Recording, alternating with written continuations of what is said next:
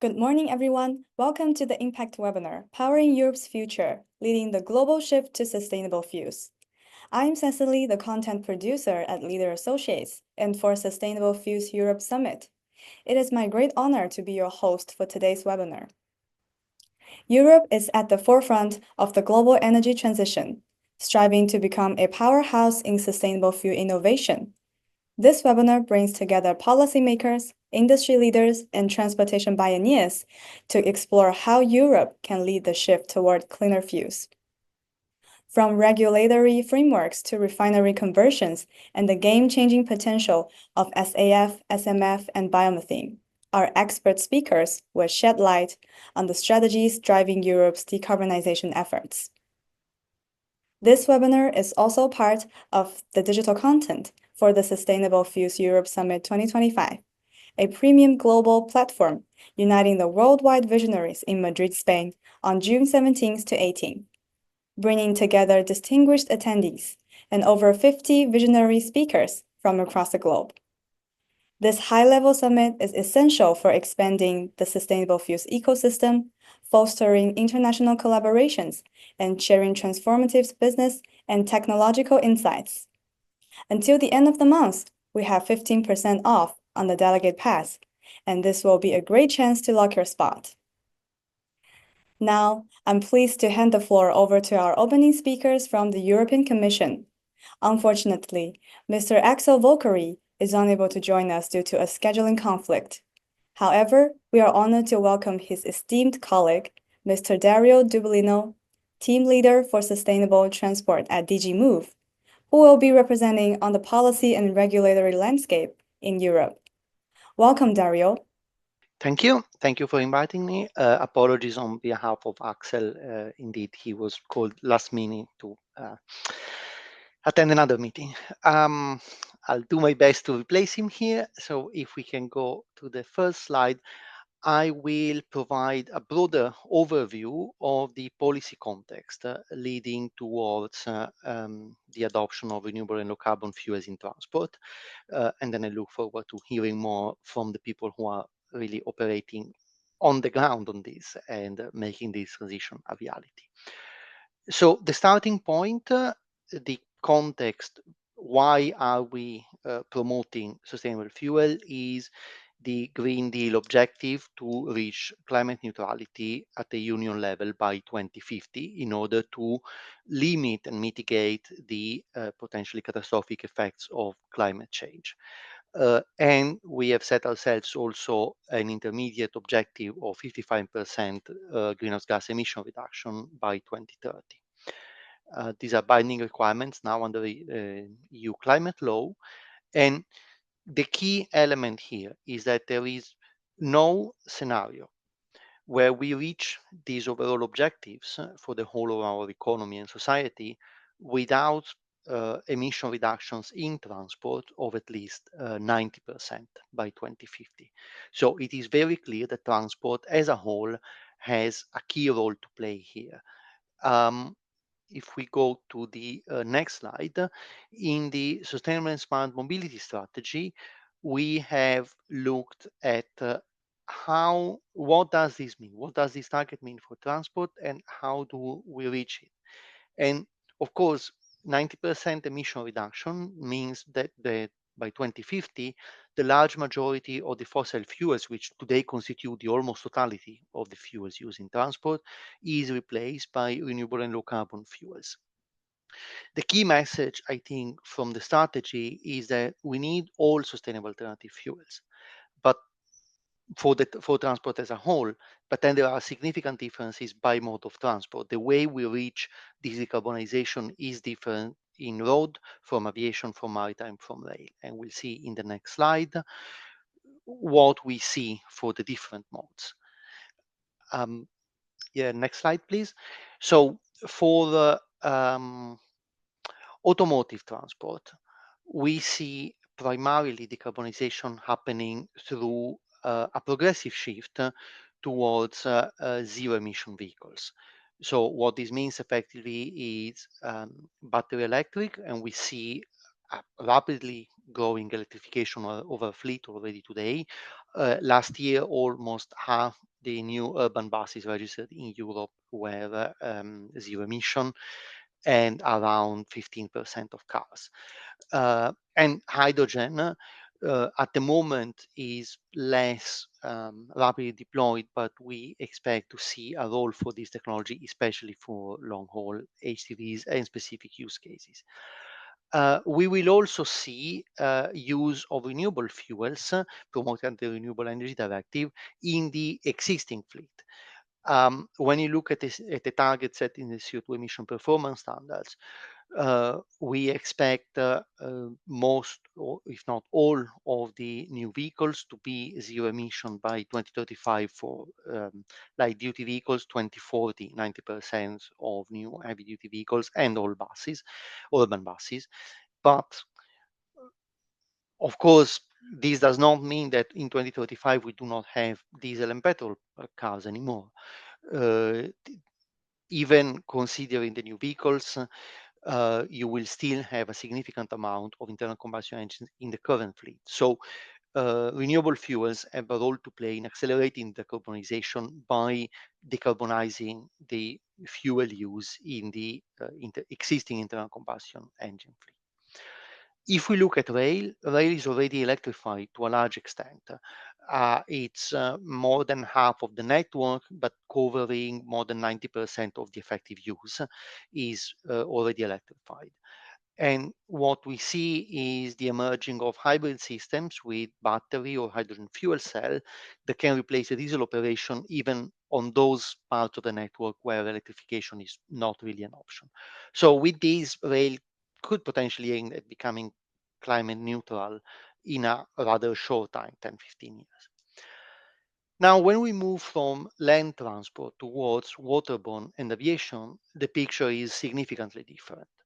Um, for both of these modes, with the relevant differences between one or the other, but for both of these modes, we have to consider that today we do not have zero emission options in terms of different powertrains.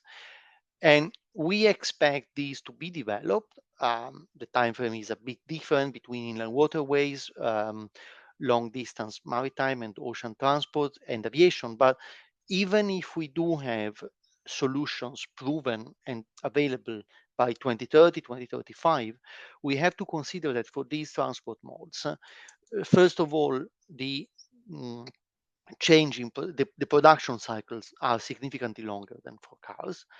And additionally, the lifetime of vessels and aircraft is much longer than that of cars. So if for road transport, we can assume that in 15 to 20 years, more or less the whole fleet will be renewed.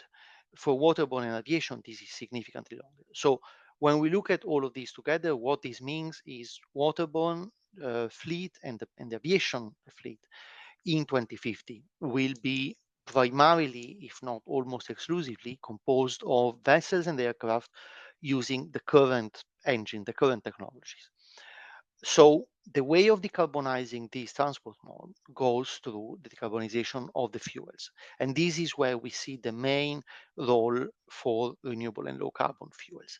And a key message from our strategy is that these are fuels where the production potentials are limited, and it will be important to prioritize their use in the transport modes that need them the most. So again, waterborne and aviation, which do not have other solutions to decarbonize. Next slide, please.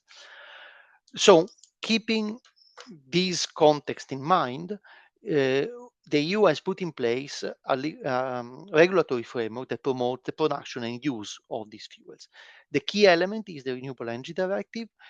Following the latest revision, so the so-called Renewable Energy Directive 3, we now have an overall target for renewable in the overall energy use of 42.5%, but specifically we have a target for renewables in transport that's at least 29% share in final energy consumption, or a reduction of the greenhouse gas intensity through the use of renewable energy of 14.5% by 2030.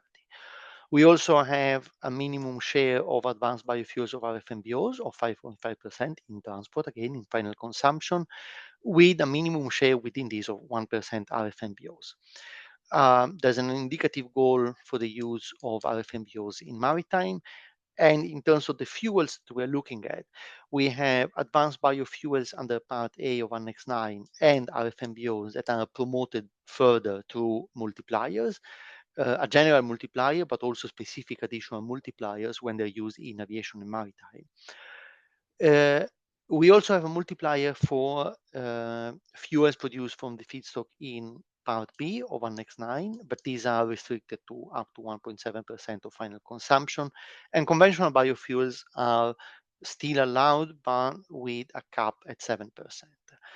The revision also introduced reinforced biomass and biofuel sustainability criteria, but I will not go into the details there. So this is the key instrument from a fuel supply side perspective, let's say.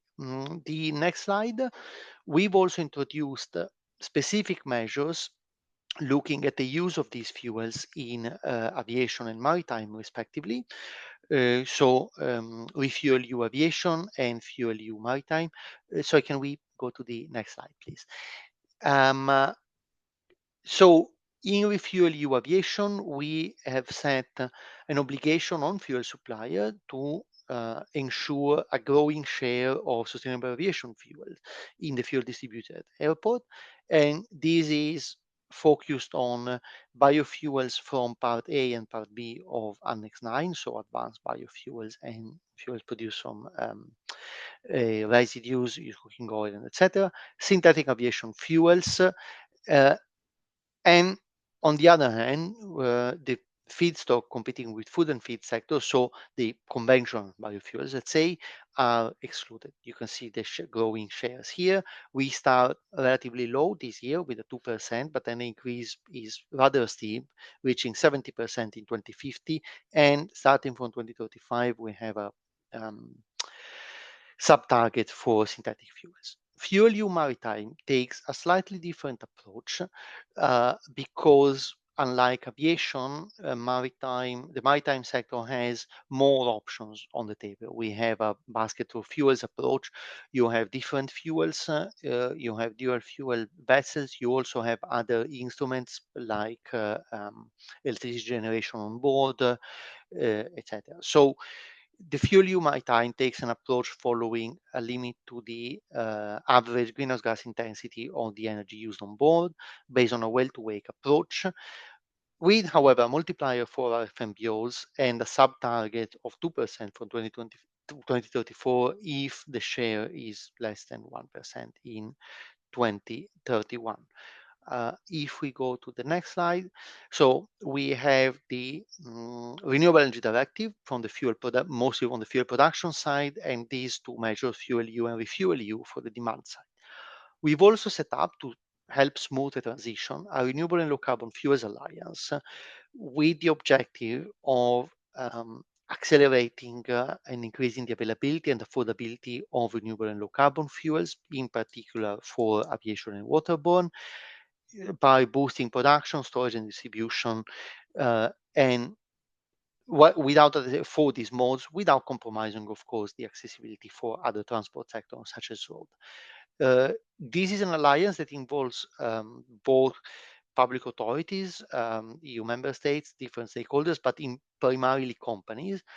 And specifically, it is looking at available pathways, identifying, this is, I think, the key element. It's an identification of a pipeline of projects to be further promoted. It's an important instrument to make sure that this relatively new and growing sector can develop quickly, and we can increase certainty on the market and share knowledge and experiences. On the next slide, please. The key new initiative that we've announced as part of the Clean Industrial Deal is the Sustainable Transport and Investment Plan, which will be launched later this year. the context for this. So what is this and why are we doing this? We have a legal framework that ensures very clearly that the demand for sustainable fuels, for renewable low carbon fuels, is there. FuelEU Maritime, ReFuelEU Aviation, we have clear targets already from 2030. However, today, the renewable low carbon fuels availability and production capacity in the EU are limited, and we need a significant scale up. We see also through the discussions in the alliance that there are significant challenges at the moment. Mostly, we need final investment decision on large-scale projects, delivering at speed and scale. We see some challenge in terms of planning, permitting, and financing.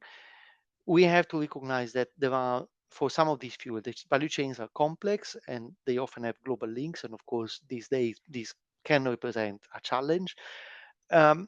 Most importantly, probably, these are relatively new technology. There are still some uncertainties from the industry in terms of feedstock potentials and use, and there is a perceived first mover risk. What I mean by this is that especially for RFMBOs, producers have faced significant investments to increase production capacity. And to cover this, there is a general request to have long-term contracts, long-term offtake contracts from airlines, from maritime operators, and etc. Because these are relatively new technologies, the expectation is that the production cost will reduce significantly over time. The first movers are, of course, facing the higher prices. So there is a certain hesitation from the demand side in engaging in long-term contracts, which would lock in higher prices than competitors potentially. So this is why the STIP, the Sustainable Transport Investment Plan, will outline short and medium-term measures to create a better framework, identify the needs, investment gaps, set objectives, and primarily in the short term, the main objective will be to help de-risk investment for first movers and unlock investment decisions here. As you can see, this is clearly a key contribution to the Clean Industrial Deal overall, but it's particularly important, of course, for aviation and maritime in order to ensure that we have the production capacity of the fuels that will be needed to decarbonize these sectors. And with this was my last slide. The next one is just a thank you. And well, thank you for your attention, and I'm available for question and further clarifications. Thank you. Thank you so much, Dario, for an insightful presentation. Yeah, now I've got some questions for you. And so the first question would be, how do you see future EU policy addressing supply side measures beyond quotas and demand side mandates to enable and accelerate the SAF production at scale? Well, the main policies will be the STIP itself and any follow-up we might want to look at. But the idea is we need to facilitate investment. So at the moment, we have, as you said, we have the quotas, we have the targets set, so the demand is guaranteed. We need to ensure, and the production capacity is potentially there. What we need to ensure is that we facilitate the first movers and we avoid the risk of these disadvantages. So STIP is the key example, but we can also look at other options. We are discussing, and we will be adopting shortly the new multi-annual financial framework. So funding, but funding, I think, not so much in terms of covering the production, because we don't need grants here. What we need is really facilitating access to private finance. This will be the key, and unlocking, as I said, unlocking investment decisions. Thank you. And the second question for you is, what is your opinion on the timeline of e-fuel versus biofuel, and which one do you think is more accessible for large-scale deployment in the near future? Thank you. This is a key question for the sector as a whole. So if you look today in terms of production cost and availability, biofuels are clearly the winner in the short term. Right now, I mean, these are mature technologies that have been on the market for 20, 25, 30 years at least at scale. And of course, from an operator perspective, this is the easy choice right now. However, the key challenge is that we know there are physical limits to the amount of biofuels that can be produced globally. And when we look at all the different sectors and the global potential demand, it is very clear that scaling up biofuels alone will not provide enough fuels to decarbonize aviation and maritime, either at EU level or globally. So when you look at the medium and longer term, e-fuels are the main solution to cover the demand. You do not have similar hard limits to the amount of e-fuels that you can produce. They start from electricity, turn into hydrogen and capture CO2. So you have a challenge today in terms of significantly higher production cost and uncertainties because these are less proven technologies. But you do not have a hard limit to the scalability of these fuels.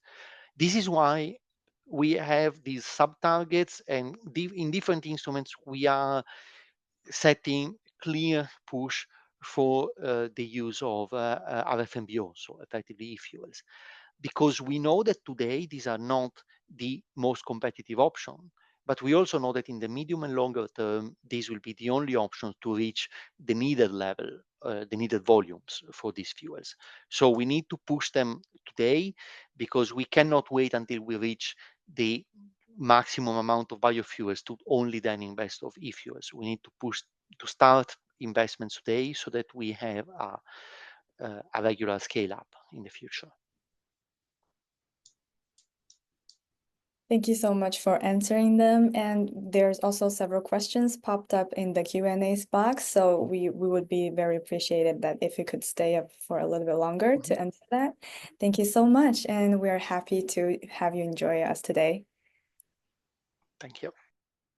Now, please to join me to welcome our next speaker, Mr. Matteo Vaglio, Director of Biofuels at Moeve, and he will lead us to explore Moeve's strategic roadmap for sustainable fuels.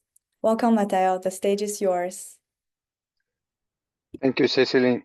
Good morning, all, and thanks for inviting me this event. Can you hear me well, I guess, right? Yeah, I can hear you. Okay.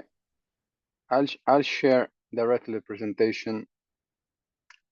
Let me know once it's up. I guess it's okay, right?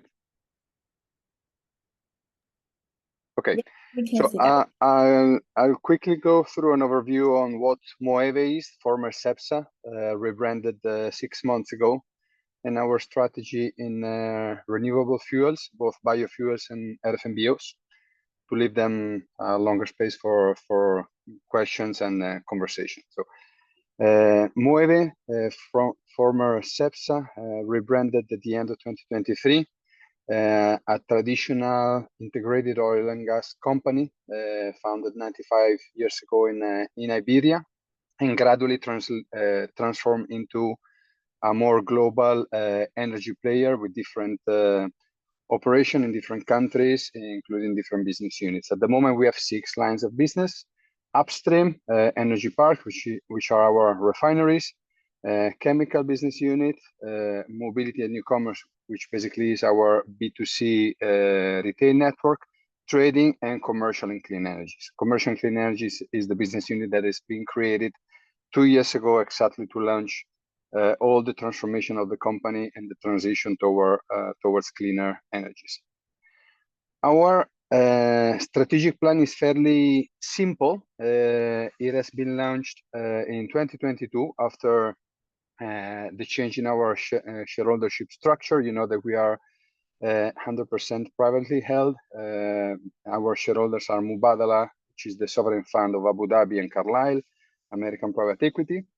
They launched an ambitious strategy called Positive Motion to address climate change with basically two clear targets, which are one, emission reduction versus baseline 2019 by 55%, scope 1 and scope 2, and to transform the company from an integrated oil player to an integrated energy company with more than 50% of our business and our EBITDA coming from sustainable fuels.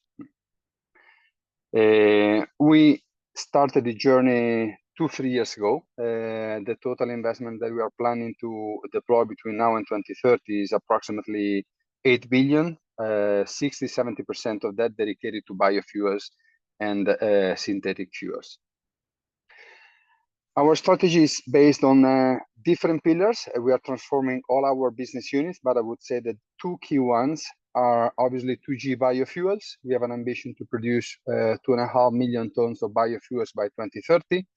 At the moment, we are at more or less half of that capacity.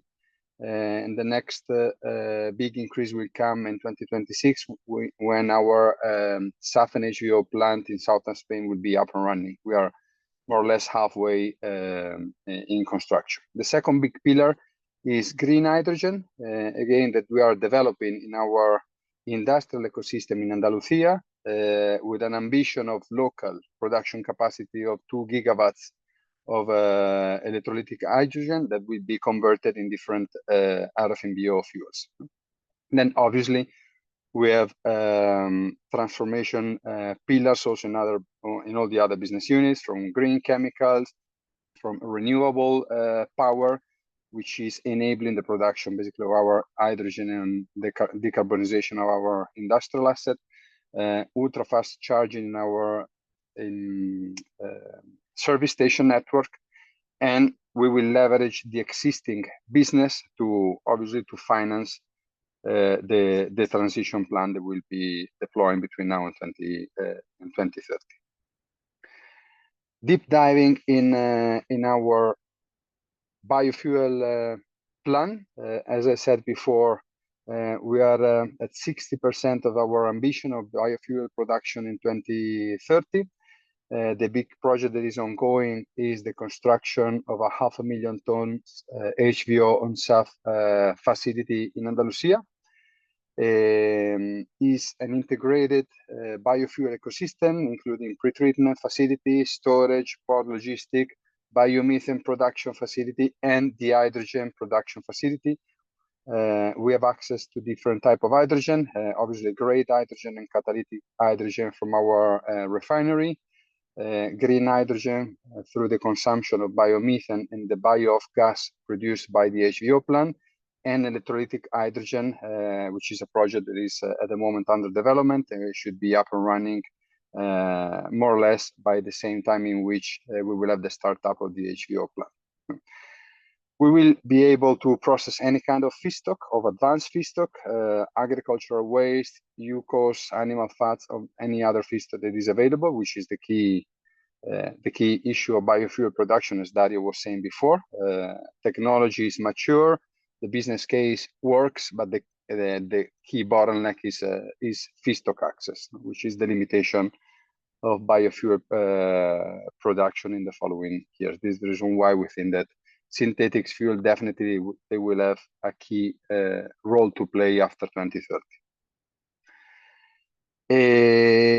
Maybe just to start a little bit the discussion, at the end of the day, what we need to succeed together in Europe in this challenge. Now we have obviously two common objectives. One is decarbonization, and the other one is energetic independency, which is a key theme that popped up in the last 2-3 years with a higher intensity than before. What industrial players need to succeed? We need a stable demand, we need a mature technology, we need to be able to develop a competitive industrial ecosystem in Europe, and we need to have a fair global competition. For all these 4 key success factors, the key element at the base of all of them is definitely regulation. Regulation to foster industrial development, to push technology development for those fuels that at the moment are not mature yet, like RFNBOs, to ensure that demand will be stable and to ensure that we will be able to develop in Europe a competitive industry, which will be able to compete fairly with all other producers around the globe. In Europe, probably we will have the highest biofuels and sustainable fuels demand at global level. Definitely, we cannot think that we will not see relevant trade volumes across regions, but what is important to make sure that the global market will play in a fair way, to make sure that also industrial development in Europe will be competitive. And at the end of the day, I think that we also need a sensibilized end consumer that at the moment is definitely interested in the decarbonization of all our industry, and especially of the transport sector. At the moment, we think that between now and 2040, almost, the impact on the price for end consumer will be very small, of the transition that we are pushing together according to the mandates and to the requirements of the European regulation. But in any case, I think that the sensibilized customer will be critical to make sure that we will keep on investing on the businesses that are currently working on and also developing the technologies that are not available yet, to make sure that we will be able to achieve the ambitious target that we are setting ourselves for 2050. So maybe I'll stop here the presentation to allow questions and eventual consideration for the peer speakers. Thank you so much, Matteo, for sharing this with us. I've gathered 2 questions for you as well. So the first one is, what partnerships or government support does Moeve see as most important to grow its sustainable fuels production in Europe? So definitely, both of them are critical. Starting from institutional support, I think that the collaboration between the private sector and the public one is critical for the reason that I stated before. We need a stable regulatory context. We need it for many years. All these projects are projects that need 3, 4, 5 years to be developed and implemented, and probably the following 10 to be paid back. So the regulatory context that we need to be stable for approximately 15 years, or since a final investment decision is taken. We need support, as Dario was saying before, for industrial development. Some technologies like biofuels, advanced biofuels technologies, are mature, but while some other definitely not. The first mover risk is very big. So it's critical to have support from local and European regulators to develop these technologies and to go for risky investments. On the private front, also, I think that partnership are key. I don't think that this is a battle that we are doing all the competitors among us. I think that we are all in the same boat, and I think that we need to succeed together. In our example, the advanced biofuel project that we are developing at the moment, we are doing that in partnership with an Asian player who will provide a big portion of the feedstock. We are developing many other projects with the different partners that will offtake the product or will share the technology risk. So it's for a set of reasons, I think it's critical to join forces with different players that match strategically to make sure that this project will be a success in the long run. Thank you for your answer. And the second question is, do you see strong potential for sustainable fuels production in Spain? And do you think exporting beyond Europe could be part of your future strategy? Yeah, so definitely in Spain, I think that we have a perfect context to develop biofuels and RFN biofuels for several reasons. We are a very competitive geography in terms of renewable power available. We have a lot of sun, we have a lot of wind, and we have a lot of land. So these are three components that probably make electrolytic hydrogen production most competitive in Europe, even possibly more competitive than North Africa, from where you need to import the product, and logistic probably doesn't pay out the difference in cost between southern Spain and northern Africa. I think that all the different European countries has to play a role together, each one with different technologies and with different focus to make sure that Europe will be achieving its ambitious target. Regarding export outside Europe, this is a key question that we are asking ourselves all the time. Possibly at the moment, Europe is going to be the market where we will see the highest demand at global level of this kind of fuels. But definitely, we believe that between now and 2030, we will see a deep rise of mandates and ambition in terms of transport decarbonization, also in other geographies. Some countries in Asia are already sharing an ambition, which probably soon will be translated into regulation. North America, considering all the turmoil that they're going through politically at the moment, but definitely they seem to be betting, even in future, for transport decarbonization. And Latin America is another region where we believe that soon we will see mandates and regulation coming. So, to answer your question, I honestly don't think that Europe is going to be an export region for this kind of fuels in the short term, but we need to wait and see on what will happen after 2030.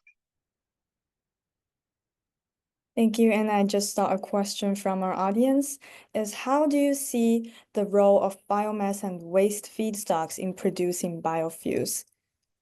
These are very important terms in sustainable fuels production. So biomethane, I think it will play a critical role. In Spain, it's completely underdeveloped with respect to other European countries such as Germany, Italy, or France. Is very important because it's one of the only biofuels where the feedstock is available at local level and we don't have to import it. It's going to be critical to produce green hydrogen that will decarbonize much more the hydrogen that we can produce today with our traditional technologies. And as also Dario said before, considering that there are different options to decarbonize maritime, possibly biomethane can play a role also for maritime decarbonization, considering that the easiest technology for vessel engine is LNG. So I think that is something that we need to push heavily in Europe. In Europe, I think that we need to push every technology that has the opportunity to valorize local feedstock or local waste, and definitely biomethane is one of those. Thank you so much for answering them, and I'm very happy to have you here today. Thank you, Cecily. Thanks all. Thank you. Now it's a pleasure to welcome our next speaker, Alexander Cooper, the Vice President at NET, the world's largest producer of SAF. Alex will be sharing the insights on scaling SAF, a crucial topic as we work towards accelerating the adoption of sustainable fuels in aviation. Welcome, Alex. Hi, thank you very much. Pleasure to be here. First of all, let's do a little sound check. Can you hear me okay? Yeah, I can hear you. Good, perfect. Thank you very much. Good. So let's talk a bit about SAF and, of course, about Neste. Are you going to do the slides, Cecily? Do you want me to do it? I can do it for you. I can pull them up. Okay, don't worry. No, I can do it. Sorry. Okay. Let me just do that. And here we are. Okay. Can you see it? Yeah, we could see that. All right. Okay. So let's talk a bit about scaling up SAF. At the moment, I cannot see you. So if you have a question, you just need to let me know via audio, by audible note, because otherwise I won't be able to see you while I present here. Let's go into this. So I think I like this picture because not only it shows how much fuel is being consumed every second by commercial aviation, but it also tells us a story about growth. As you can see, there are some regions in the world that don't have this massive amount of air travel, which would be the US and Europe mostly. But there are some regions in the world, in South America, but mostly in Africa, where you still don't have a huge amount of aviation. Now, all these countries, of course, are developing. And so the challenge is not just to decarbonize the air traffic and the commercial aviation footprint that we have today, but the challenge is more to also account for the growth. So there's going to be a massive amount of growth in aviation. Because aviation brings a lot of progress and enables trade and it helps countries to develop. And let's also bear in mind that, especially in Africa, some of the geographies are not easy to build a high-speed train network or road network. So aviation is super important. And with that, we will see some growth. So we are not only we have to decarbonize the current amount of fuel, but we also need to sort of decarbonize what is coming. And air travel is set to double by 2040. So, that makes the challenge that is already huge even bigger. Now, Neste, of course, is an early mover. And I think that's really the interesting bit here, that back in the 1990s, Neste developed a patent, which is called NextBTL. That's what we use today in our refineries. And in the early 2000s, they decided to go into renewables, which was a very bold decision because back then you didn't have demand. It was really money that the company had. They didn't need huge kind of business cases for venture capitalists. They just said, okay, we are going to invest in this, and they invested heavily. Neste has invested $10 billion in the refineries that we have. Singapore is currently the biggest in the world for the SAF production. And so now we have all this renewable power source, and it enables us to sort of reduce emissions by a huge amount, at 12 million tons CO2 equivalent. Now, some of you might have seen this, but it's also important to understand where we're coming from and how we're going to do this. Now, first of all, you see that the curve is going up quite sharply. So by 2050, there's going to be a lot more CO2 that we need to deal with. And the biggest lever, the sharpest tool in the box is, of course, sustainable aviation fuel. So technology, more efficient aircraft and so on, will play a part. Operations, air traffic management, for example, will also play a part. I mean, if we had a very efficient single European sky, the calculation is that could reduce 10% of the CO2 emissions. And then, of course, there will be some reminder, some residual kind of emissions that you cannot abate with insect measures. And then you will have, of course, other measures such as carbon capture and mitigation measures. But the biggest one, 65% of the reduction is going to come from SAF. So that's really, so now is the question, how do we scale this up? And let me just give you some of a few data points just to understand where we are and where we need to go. So in 2021, according to IATA, the global SAF production, not just Neste, but the global SAF production was 80,000 tons. In 2024, again, according to IATA, it was 1 million tons. That's quite a significant scale up from 80,000 to 1 million. Now, the bad news and the challenge is that by 2050, we need to go to more than 500 million tons. So in just 25 years, which is not a long time in these kind of scenarios, we need to go from 1 million tons to 500 million tons. So the challenge is huge. And of course, Neste, I think we've done quite a bit. We're going to 2.5 million tons capacity next year, which is a lot compared to the production that we even had in 2024 globally. But of course, a lot more needs to be done. Now, okay, I'll make this brief. I think most of this, that the impact of using SAF, that's the third box here, according in the life cycle is 80%, because basically we use waste materials. and sort of we are in all sorts of places and have a lot of good customers. Again, 2.2 million tons in 2027, and then we go into 3 million tons in 2030. But it's compared to the 500 million, it's actually still a lot of stuff that still needs to produce, and Neste is not going to do this alone. Let's talk a bit about how. And we, my colleague from Moeve just mentioned it also a bit, sort of how to, what can we do and which technologies can we use. HEFA, which is what we use today, which is basically used cooking oil and animal fats, is now the only really viable scale solution that we have at the moment, where we have industrial productions of more than 1 million tons per refinery. But that, of course, is not going to be enough to scale up to 500 million, obviously. It's still going to be there because it's a relatively cheap way to produce SAF. If you look at eSAF and even alcohol to jet, there's a lot of experts that say this will be more expensive. Certainly for eSAF, we know that the numbers that are out there are a lot higher than the HEFA-based SAF. Now, we have, of course, novel vegetable oils and municipal solid waste. Lignocellulosics, I find it surprising at how high the potential is. That means it's basically forestry waste. So forestry waste has a huge potential to carry a really big part, the biggest actually, in sort of the future kind of pathways.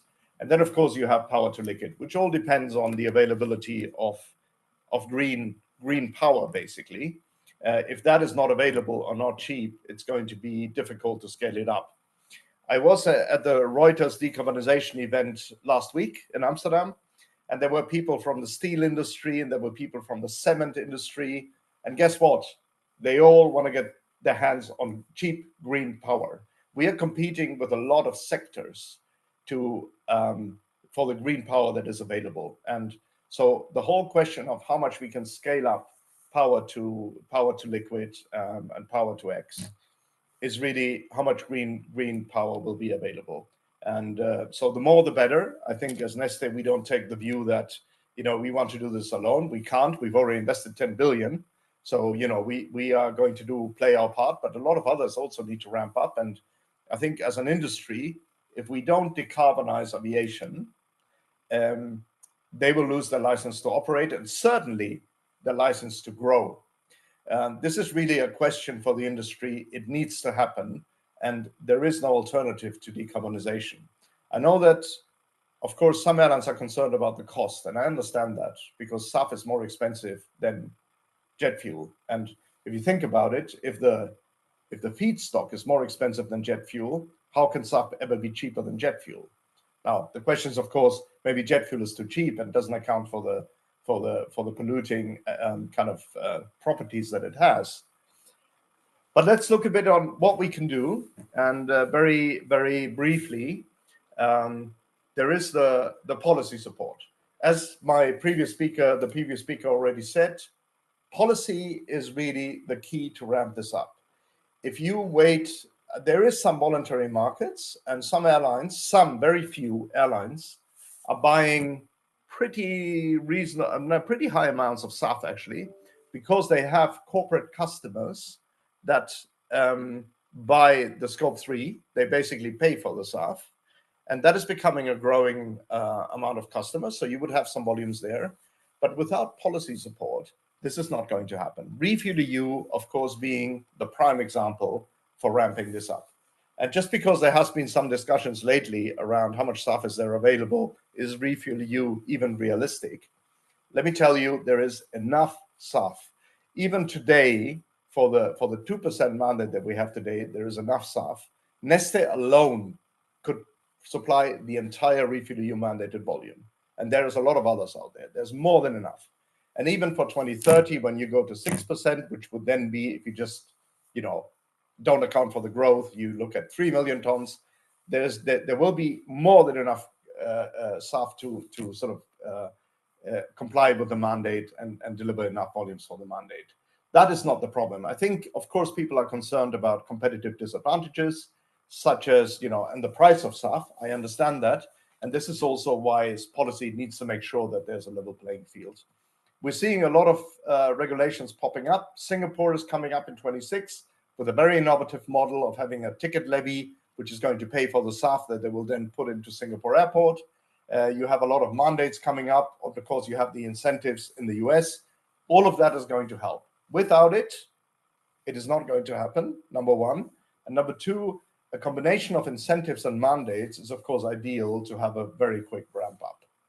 Then the voluntary markets need to be supported. We see a good traction there. We see a lot of customers like that are not in aviation, but they choose basically to compensate for the business travel that they do by buying Scope 3 certificates and paying for the SAF. And then, of course, innovation is important, broadening the feedstock pool as long as it is sustainable, but also, of course, having innovations for the production of SAF, new pathways, and of course, also more efficient aircraft, for example. So the message very quickly, SAF is available. Book and claim solutions are an important part of rolling this out without having to deliver SAF to every little tiny airport. And then, of course, sustainability and credibility is important. And the certifications that we have is important, because without that, of course, the whole public opinion is not going to support it. That is all for now. I think I'm leaving some time to allow for some questions. And I'm now going back, and now I can see you again. Yeah, thank you, Alex. And yeah, I got some questions for you. So you just mentioned that you need like political support and voluntary market and different like support from the industry. So what do you think are the biggest obstacles to getting SAF projects off the ground in Europe? Okay, I think my observation is that a lot of the money that is out there has very strict profitability requirements. And okay, you can't blame anyone for saying, I have money, I want to invest it. But I think that means that maybe the time horizon in which people expect the return is quite short. And as Neste many years ago and decades ago decided to go into this with a very long-term horizon, at the moment it means that a lot of money is flowing into fossil production exploration, and you can see it in the share prices of the fossil oil companies, at least before the whole turbulence that we now have with the tariffs, and you can see it also in the valuation of the sustainable companies. Really, I think that enabling more support by delivering demand certainty, i.e. through mandates, is a hugely important part of it. You can only make this business case work if you have the demand certainty. And certainly, if it hadn't been for RefuelEU, Neste wouldn't have invested 10 billion into this. So it's really important to kind of keep that up. Of course, the incentives, on the other hand, also play a big role. I think the reason why we see a pretty solid and leading role of the US when it comes to the ramp up of SAF is because they have a very strong incentive system in place where some tax credits are given, and there's a lot of other models of it. But it basically means that at some airports you can almost buy at fossil fuel parity, and that, of course, is the best way to get it started, get the business case justified. If you wait for bankable projects in the sense that you need a binding offtake agreement and then only then you get the funding, it will be very difficult, because for the customers and the airlines, it's very difficult to basically agree on a price, which is a prerequisite for a binding contract from a legal dogma, so to say. It is very difficult because, of course, nobody knows what the price of eSAF is going to be in 2030. So that is a bit tricky. I think for me, that's why I say the policy is so important here. Yeah, and the other question for you is, what is the future outlook for SAF capacity and how it will develop in Europe and outside Europe, like elsewhere, maybe like in APAC or US market? Yeah. So as I said, at the moment, and you can there's a lot of studies out there by McKinsey and Boston Consulting even, who've been quoted a lot for saying there is not enough SAF, but actually if you look at their numbers and their publications, it's actually they all confirm that in the coming 10 years or so, there is ample supply of SAF, so especially if you look at the mandates, how they're ramping up. So most of the countries are starting with 2%, 5%. Then of course in 2030 there is Japan with 10%. So there's a couple of countries that are going pretty high. But all of that is basically covered by the confirmed production ramp up that we already know of. And I'm not just saying about any non-binding announcements. I'm really saying about what is already confirmed and has passed the FID stadium. I do think, however, that for the longer term, we have a bit of a challenge when it comes to eSAF. And the curve that I showed is that the current HEFA production and the alcohol to jet is only going to take us so far in reaching those 500 million. So, and of course, there is some room for concern. It is true that I'm not aware of any project that is already in the FID stadium for eSAF. We know the technology is there. We know it works. But of course, there's not a lot of production out there, and that is room for concern. Again, I think sticking to what is agreed, the mandate, but also supporting it more by, and there is certain revenue mechanisms, and we can look at the EU, at the UK regulation. So I think there are mechanisms in the policy that would support this. But for me, we need to look forward. We need to make it work, not track back and say, oh, if we don't have a lot of FID projects now, let's cancel it. Because that really then means we are really abandoning the path to net zero and to decarbonize aviation. Yeah, that's very impressive answer. And also, we still have some questions popped up in the Q&A box, and we would appreciate if you could stay up longer and just type it in the boxes to answer them. Also, for our audience information, Alex will be our guest speakers to Sustainable Fuels Europe Summit 2025 in Madrid, and very look forward to meet you in Madrid. Thank you. Thank you. Sorry, I lost you there a bit, Cecily. Is that a question in the Q&A? Yeah, just because the time is running a little bit faster. So maybe you could just type your answers in our Q&A box, or you want to do it now? Yes, I mean, I think I can have a look at this and really answer the quick and easy ones, if that's okay. Do we still have time? Yeah, we still have time. Yeah. So I have here, one question around CO2 emissions. Only 1/3 of the climate's effect of flying. How would the non-CO2 effects be addressed? And does your SAF help here? The answer is a really good question. And the answer is yes, it does. We had a big project with a couple of universities and also the German Aviation Research Institute, DLR.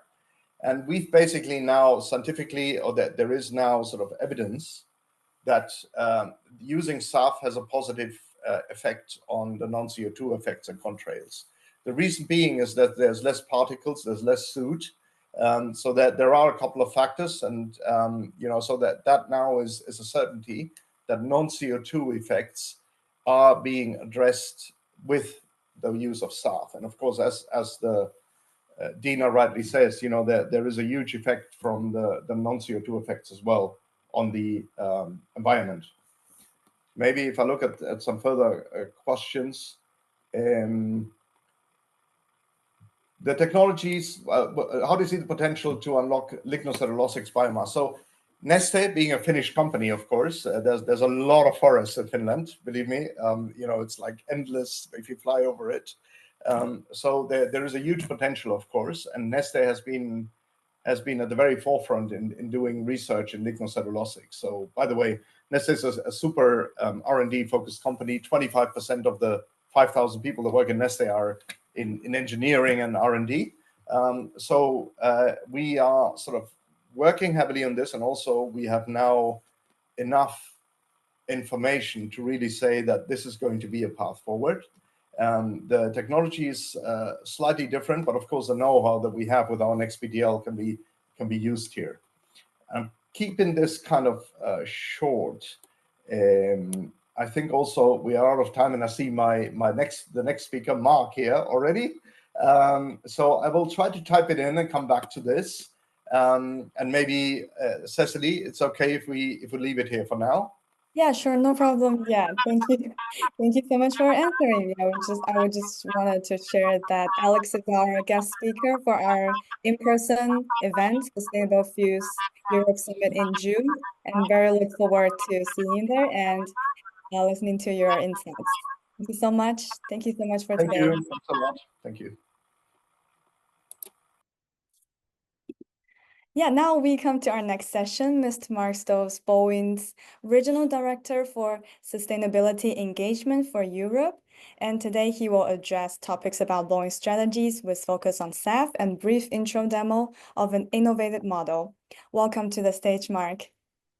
Thank you. I appreciate you having me. Is audio okay? Yeah, we can hear you well. All right, let me see if I can share my screen. And I'll pull up the deck here. All right, let me know if you can see that, just the title page. Good? Yeah, it looks great. Great, fantastic, thank you. All right, again, yeah, Mark Stoles with Boeing. I'm the Regional Director of Sustainability Engagement in Europe. Been with the sustainability team for several years now. Came out to Amsterdam from Seattle specifically to support this region. So it's been an amazing journey, and I will say, it's really exciting times to be here in terms of the sustainable aviation fuel industry and market and where that's going. So yeah, like Cecily mentioned, I'm just going to walk you through a little bit of the Boeing strategy in terms of sustainable aviation, talk you through some of the areas in which Boeing has done a little bit of effort and partnered in this space. And then I would like to show the Cascade Climate Impact Model, which is something that we've developed over the last couple of years that we've found to be fairly impactful. I would say very impactful in terms of engagement with customers, SAF producers, policymakers, anyone in the space to help and try to simplify a bit the complex problem of how to decarbonize aviation. So let me jump forward here. All right, so I'll just go through these quickly. So Boeing has, as an OEM, obviously we have a little bit broader perspective than just SAF. So we've bucketed our decarbonization strategy into 5 areas. So fleet renewal is, of course, replacing to the most currently available model. Operational efficiency, as has been noted earlier, is really the gate-to-gate operations, ground handling, flight planning. So all of the things that the actual operators can manage through with, air traffic management, personnel as well. Renewable energy is where we'll focus most of our time today. We include both electric and hydrogen in there as well. And we'll jump back to those 2 later, of course. Advanced technology is the intersection of new energy carriers and new aircraft designs, and then market-based measures. So understanding that we're going to need to bridge the gap a little bit as we look to Corsia, of course, and as we look to help support and supplement some of the activities, the decarbonization activities of the industry. And again, I can't see anyone, so if you have any questions, please just unlock your audio and give me a shout. This chart we've been using for a little while. It's just a nice view. This is pulled from ATAG's Waypoint 2050. It seems pretty obvious, but it's also nice to just put it on a page to show where SAF can actually make a difference over these different time periods. So as you can see, with the commuter and regional, some of the short haul flights, there's potential for electric or hydrogen to make a small impact, in the next couple decades. But if you think about, the actual short haul, medium haul, long haul, where most of the impact is, SAF is really the only way to get to decarbonize your operations as of the next few decades. And so we are very much a SAF and strategy within the Boeing company. So anything and everything decarbonization, but SAF being the key pillar. So a picture is worth 1,000 words. I won't belabor this slide, but you can see we've been very involved in SAF from the very beginning. 2008, we did our first biofuel flight. We've been, working operations, throughout the years with all of our customers on a customer by customer basis. So going into the airlines and helping them understand how to really, work the operational side within their own gate-to-gate operations. And then on the partnerships and policy side, we started this Sustainable Aviation Fuel Users Group in 2009. We've been strategically partnering with SAF producers over the course of the last 5 or 6 years. And of course, Boeing doesn't necessarily use a lot of SAF. We have some fuel uses for test and flight ops, but we use nowhere near the SAF that our customers use. But as we've all talked about, we're trying to get across the line with a lot of these first of a kind technologies. So Boeing, where we do have boots on the ground, where we do have some expertise, we are trying to help partner with some of these technology startups and providers to help kind of push them, give them a nudge where otherwise there may not be that support. We have been buying SAF for the last few years. Our Eco Demonstrator program has always used SAF. But again, those are smaller offtakes relative to what our customers are entering into, but just trying to do our part to help catalyze the SAF market. All right, and I will spend most of the next 10 minutes or so talking about Cascade. So the Cascade Climate Impact Model, you see that wedge chart, it's pretty familiar. I think everyone in the industry uses some variation of this. The thought behind Cascade was, again, trying to reduce the complexity into a visual way to understand the problem. And this is not just Boeing, of course. Just to be clear, right? We partnered with MIT, we partnered with NASA, we partnered with a whole slew of industry stakeholders objectively to make sure that this model is scientifically backed, right, with all the documentation that you need to understand where the numbers are coming from, and that anyone who wants to can go and vet the methods, the processes, the tool. It's available online for free. Anyone can go use it. It's at cascade.boeing.com. I'll pull that up in just a second. But yeah, I implore you to go take a look. It's a really fantastic tool. We just released 2.0 a couple of weeks ago, and it has a whole lot of functionality, which I'll try to talk you through a little bit here. But it would take hours to get you through all of the options. So let me see if I can't pull this out of the way.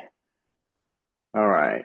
So I'll walk you through this just a little bit, and I don't want to get too much into the weeds, but this is the landing page. If you jump to Launch Cascade, it will take you into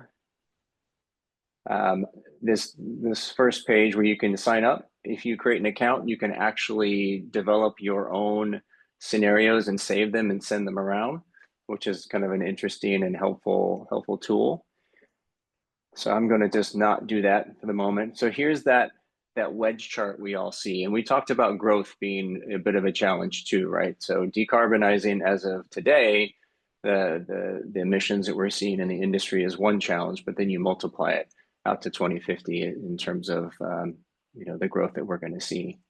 So the way I like to do this typically, just from a starting point, is if I take all these levers on the left, these are the 4 or 5 pillars I was talking about. They're the aircraft pillar here actually has both conventional, so currently available renewals, as well as future technology, and I'll show you how that looks.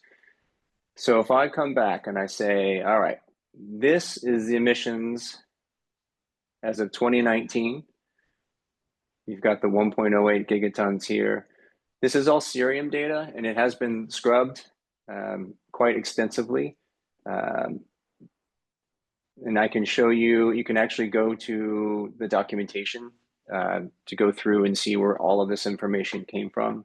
But the nice thing about this tool, just at a high level, is again, you can decide for yourself what you think this scenario should be for your country, your region, whatever assumptions you want to make. You can plug those into the model here, and you can understand the result visually, what it's going to take to decarbonize aviation. So you can apply growth factors based on whatever you think you'll see over the coming years. So let's just leave it there for now. Looking at some of the filtering within that growth category, you can actually drill down into country or region. So you can plug in EU in here if you'd like. You can plug in Africa, you can plug in Gabon, you can do any individual country or region that you'd like, and you can decide if you want to look at just the domestic and or international flights. And we've actually broken it out between arrivals and departures as well. So if you wanted to look at things like flights that were covered through the anti-tankering measures, you can do that valuation here. I'm going to jump back. I know there's a lot in here, so I don't want to spend too much time on any individual lever. Here is where you can see the different breakout between fleet renewal. So this would be the conventional aircraft that are currently available. And as you come down, you can see advanced conventional here. So that's kind of next iteration. You can see what impact that will make. And again, these say moderately low, high, medium. So there is actual numerical information behind each of these. It's just simplified for the purposes of the user interface. Hydrogen, you can decide, what kind of hydrogen you're going to be seeing. You can click to the right here and actually break down the market share by type. So you can look at regional, single aisle, or wide body and decide entry into service of that type of an aircraft, decide the market share. And the interesting thing about hydrogen, everything in this tool is interlinked, right? So when you think about battery electric, when you think about hydrogen, it's important to understand how green that hydrogen is, right? And how green that electricity is. So there are levers in here that help you understand. Once we get down to the energy lever, you can decide how green your grid is. So you can go through into kind of the drill down capacity to understand production energy intensities, market share percentages. So it actually gets really granular, and it allows you to really fine tune a scenario that fits your purpose. So again, I don't want to belabor all the details. You can get certainly down the rabbit hole with this tool for quite some time. And if anyone wants to see a deeper demonstration, I'd be happy to spend some time with you. Just reach out to our Boeing team. You can probably find me either on LinkedIn or through here. I'm going to close up the aircraft. I'm going to jump down to operations. We talked about Cesar.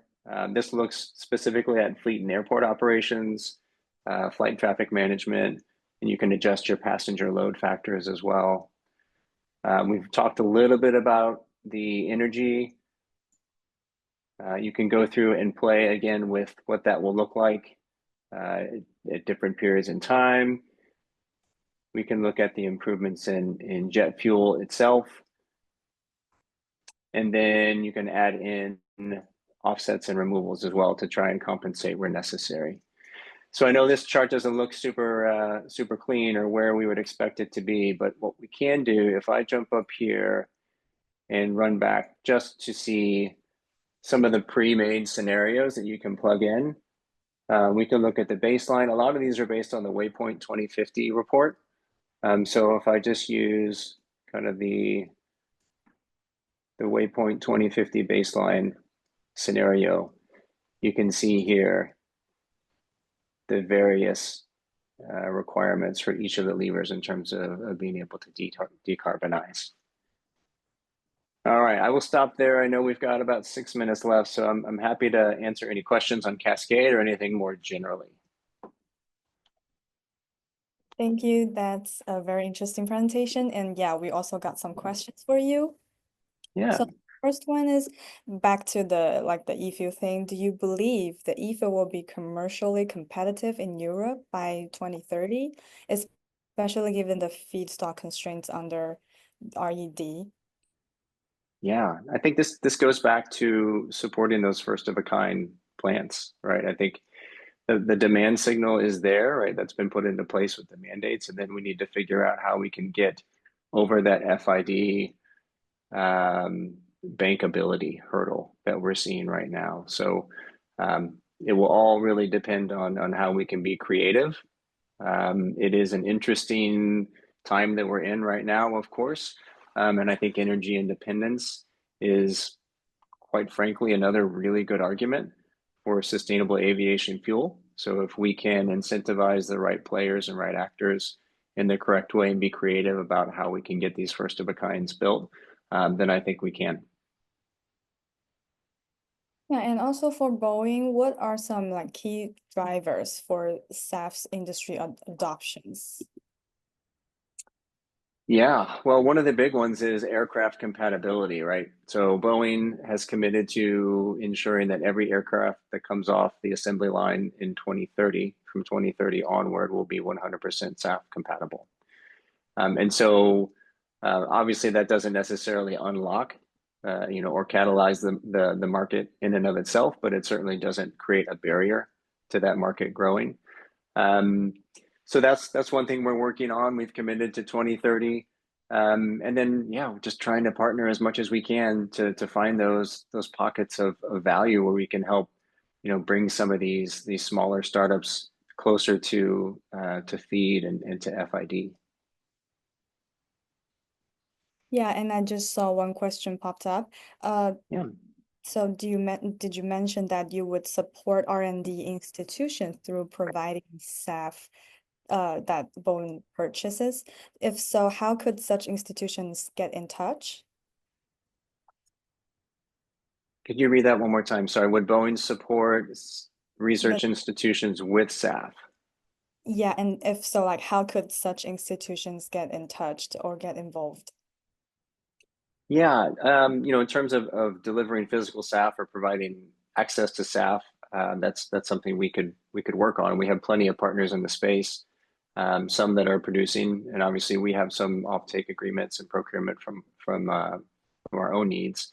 One thing that we really work through universities with is partnering on the technology. So Sheffield, the Energy Innovation Center, has been a really big partner for Boeing in terms of furthering the technological advancements around SAF and different SAF processes. So please, yeah, reach out if you need any help or there's something we can do to help push this market forward. We'd be happy to do so. So please find me on LinkedIn. Thank you. And also, I think our audience are still preparing their questions they will probably type it in the Q&A box. And just please stay a little bit longer if there's questions still popping up, and then you can type the answers in the boxes, and we would appreciate that so much. Also, for our audience information, Mark will also be one of our speakers in the in-person event, and I'm very much looking forward to seeing you and meeting you there. Thank you so much. Thank you. I appreciate it. Thank you. Cheers. And next we have Ms. Annette Crow, Head of Regulation and Advocacy, Renewable Gases Europe at ENGIE, and she will present on how ENGIE will advance renewable gases, especially biomethane development to decarbonize heavy industry. Hi, Annette. Hi, Cecily. Hi, everyone. Is the sound okay? Yeah, we can hear you. Thank you. Okay, wonderful. Now I need to share my screen. Just a moment.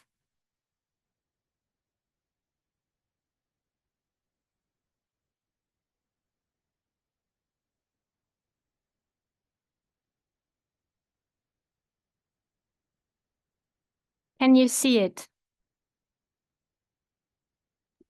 Yes, we can see it perfectly. Okay, wonderful. So thank you very much for having me today. Thanks to the organizer, thanks to the audience for joining this webinar. I would like to start with a few words on ENGIE. So we are a large energy company, a utility. You see some some figures here on that slide. What I find important, or what I would like to underline, is that the energy transition is really at the heart of our activities. So we have given ourselves a purpose a couple of years ago, which states that basically our raison d'être is to address the energy and climate challenges that this world is facing, and to combine economic performance with a positive impact on people and the planet. So we have a target, we have an objective to become net zero by 2045. It's certified by SBTi, and we're making good progress on that target. And we are starting from quite a unique position, because we're based on an integrated model. We cover with our activities the whole value chain, from renewable energy production to networks, to energy trade and supply to millions of customers. And we are striving for a balanced and a decarbonized energy mix, because we are convinced that the energy transition will not be possible based on just one carrier alone. So we see in particular an alliance between electrons and molecules. We see them as very complementary. So today I'm going to talk about biomethane, which is part of our activities, so part of our green gas production activities. What is biomethane? You see it on the slide a bit in a nutshell. It's an energy that you produce from organic waste feedstock. So it's really mainly waste and residues that we are using to produce a biogas. And this biogas can either be used directly for electricity and heat production, or it can be upgraded, purified, so that it has the same chemical properties as natural gas. And then it can be injected in the gas grid, and that's the biomethane. The beauty of biomethane is that you can it's basically a drop-in for the natural gas, so you can use it in all the sectors where you can use natural gas today without any adaptation to the equipment or the infrastructure. And then we also have in the process some byproducts. We produce biogenic CO2, which then can be used in the e-fuel production process. And we have the remainder of the digestion processes, the so-called digestate, which can be used as a natural fertilizer.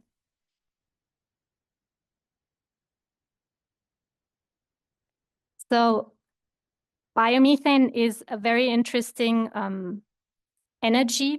It brings along a couple of environmental and strategic, economic and system benefits. From a consumer perspective, it is a very interesting and competitive decarbonization solution. It brings at least 80% greenhouse gas reduction, and then depending on the type of raw material, on the type of waste or substrate that you use, we can even go to negative emissions, because we can avoid emissions in other parts of the value chain. When you take, for instance, manure or other agricultural residues, instead of just spreading it on the field where they would start to emit methane, you use it for biomethane production, and you avoid those emissions, and that's how you arrive at basically a negative carbon footprint of biomethane. And I mentioned it already, it can be used in the existing infrastructures and existing equipment, so no need to make new investments there. And it can reduce the exposure to gas price volatility. And also from a societal perspective, it's very interesting, because it's an energy that is produced in Europe. We rely on feedstock and raw material that is produced in Europe, and also the technology is mainly produced in Europe. So we can reduce import dependency. Biomethane as a molecule can also help to stabilize the energy system, the power grid. We have it's a dispatchable energy, so you can use all the flexibility that the gas grid and the gas storages are providing to balance renewable electricity that is more intermittent. And then you have a real circular economy. It contributes to sustainable agriculture, and you have other socioeconomic benefits, especially on rural areas and on local areas. It's a booming sector, so it has developed. We have seen quite a nice development in the past years, starting, of course, from low levels. Historically, the feedstock was mainly used to produce biogas that could be used directly in cogeneration facilities to produce power and heat. But in the past years, we see really a switch to biomethane that is injected in the gas grid and provides much more flexibility in terms of usages. And you can see that on that slide.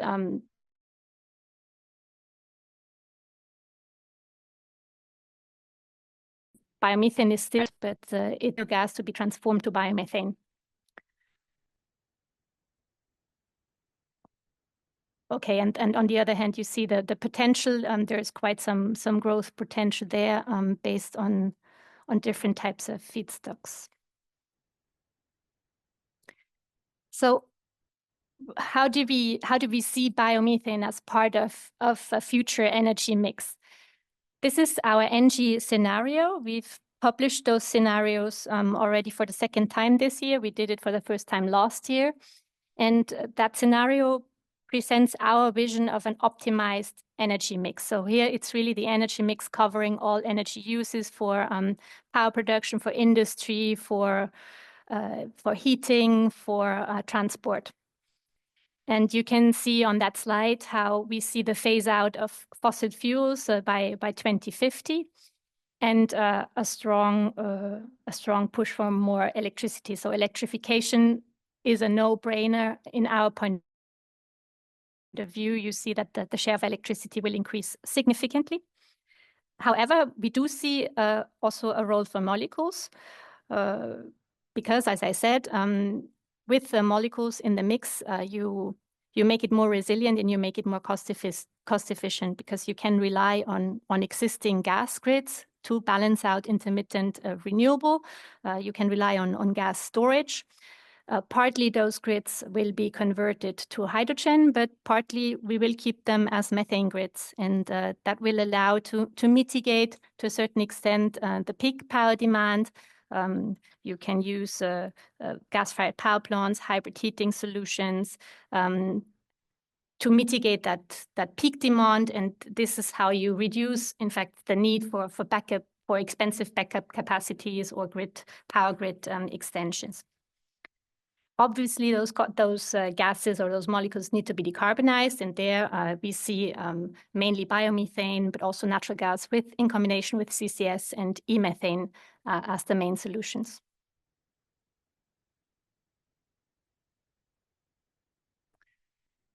So where do we stand in terms of biomethane development? We are active along the whole value chain, as I said. So we are a producer of biomethane, but we are also a trader and a supplier to final customers. Today, we are producing in 4 countries, but we are looking into further countries. One of the speakers before me mentioned Spain, and indeed Spain is a country that has a very interesting potential. So we also look to Spain, we also look to Poland. So we look to the big agricultural countries or countries with a big agricultural sector, for instance, that have an interesting potential for biomethane. Today, we produce 1.1 terawatt hour, but we have very high ambitions. We basically want to increase that production 9-fold by 2030. And for that, we need to work with a lot of different partners on local level, with agriculture, with farmers, with the food industry, with off-takers, with municipalities, and so on. Yeah, I wanted to say a word about the markets and the demand for biomethane, and I apologize for the slide, which is a bit full and perhaps a bit complex. It's just meant to show you that biomethane can be used we see demand for biomethane in different markets. So not only in transport, we also see it in industry, we see it for power production, we see it in the residential heating sector. And that demand is driven by compliance markets, so mandates, quotas, and also to an increasing extent by the voluntary market. So the voluntary market is companies like ours that set themselves decarbonization targets that are certified, that want to reduce their greenhouse gas emission along the 3 scopes. And that is indeed also an important driver for biomethane, and especially for replacing natural gas by a decarbonized solution. Looking at the compliance markets, we see that in industry, in power, we have the key driver in Europe is the European Emission Trading Scheme. When an operator under the EU ETS uses biomethane or green gas instead of natural gas, he is exempt from surrendering emission allowances. And depending on the price of the allowances, this creates indeed a willingness to pay for greener solutions and to pay more than the natural gas price. So that's just really an example. Unfortunately, we're not at 100 euro per ton CO2 today. It's much lower, but this is a bit the projection also we have for 2030. And then in the heating sector, in the residential sector, we see that some countries are taking initiatives to impose an obligation on the fuel supply or on the gas suppliers in those sectors to integrate a certain share of renewable gases. So in France, France will start with its quota next year, and again, if you are not not compliant with that quota, there is a buyout price or a kind of penalty which creates a willingness to pay by those suppliers to pay more than the price of natural gas in order to procure biomethane. The Netherlands is also thinking about such a scheme, and we hear it now also from more and more countries. And then it was already mentioned by the first speaker from the European Commission, already quite an extensive regulatory framework and quotas that incentivize the uptake of or the use of biomethane alongside other solutions there. We have the greenhouse gas intensity or renewable energy quota, and then a specific sub-target for advanced biofuels and biomethane. We see this also as quite a strong driver for biomethane. And again, here, it depends how the different countries in Europe are implementing that legislation.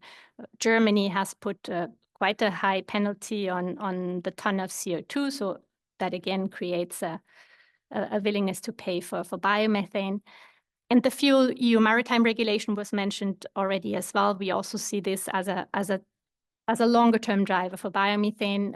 In the short term, indeed, we see some ship operators switching to LNG, and further along the way, the LNG could then be decarbonized by bio-LNG or e-LNG, which is based on e-methane.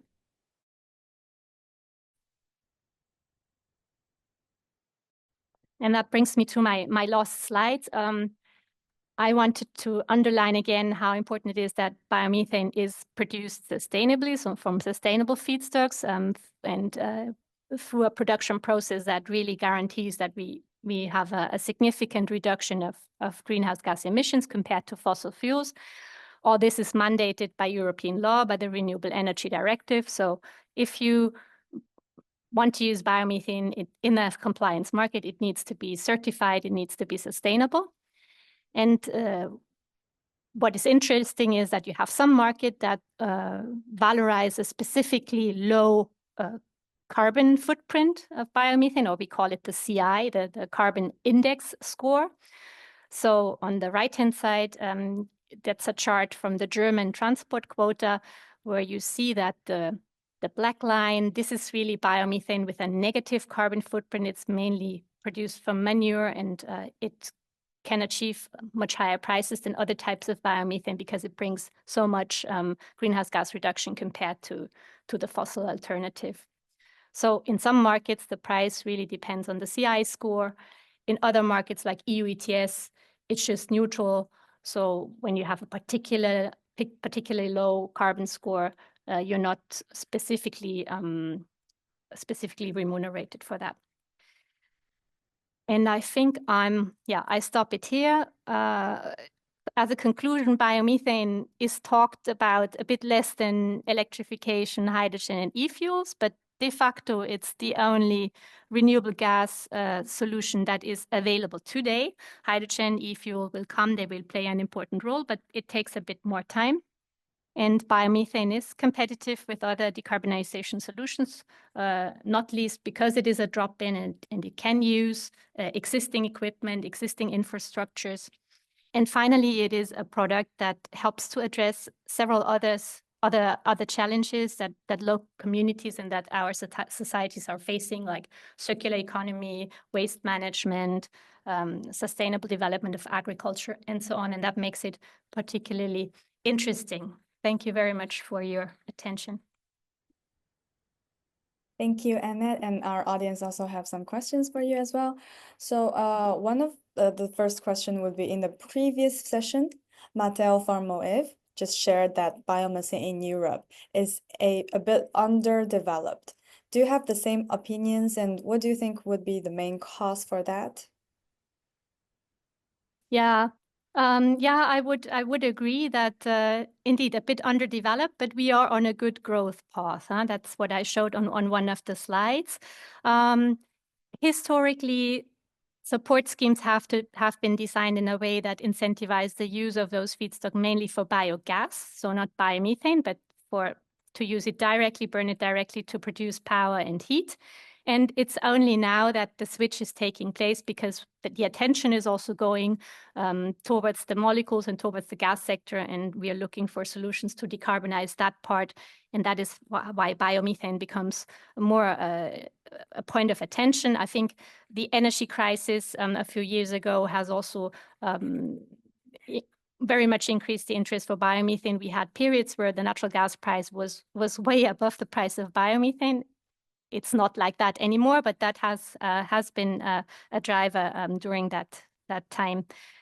But it's true that we need to have, it's key, like for the other solutions as well, it's key to have predictability, to have a long-term framework, to have a framework that stimulates the demand on the one hand, and some production support for, let's say, more innovative technologies on the production side. So all that is key to drive the sector forward. Thank you. And how is ENGIE working with like regulators or demand side and other partners in the supply chain to accelerate the integration of biomethane, especially into existing gas networks across the Europe?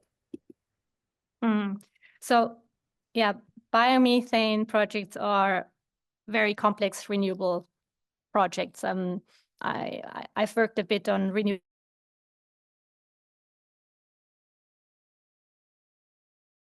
power before, and it is really up with very different players.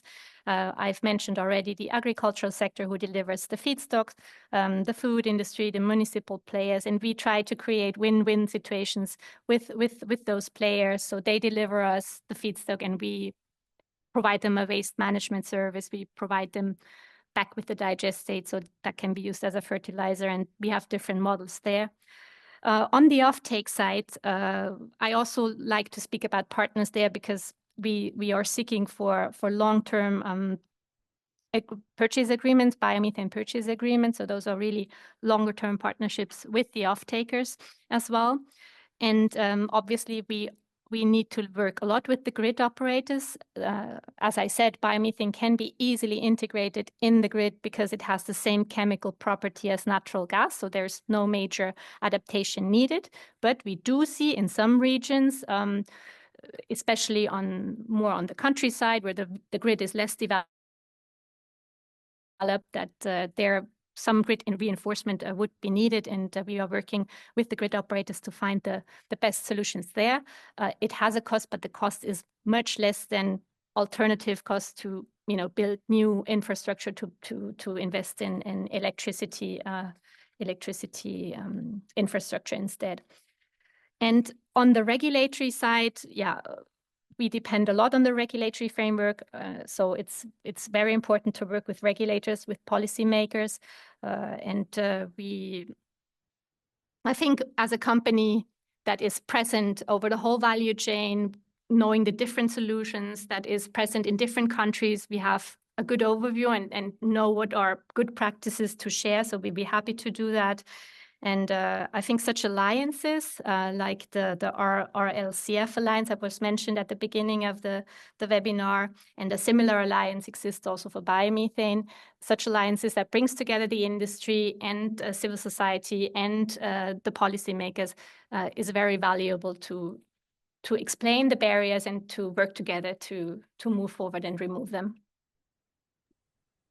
And the last question is, what are maybe like a main technical challenges for ENGIE facing in scaling up biomethane production?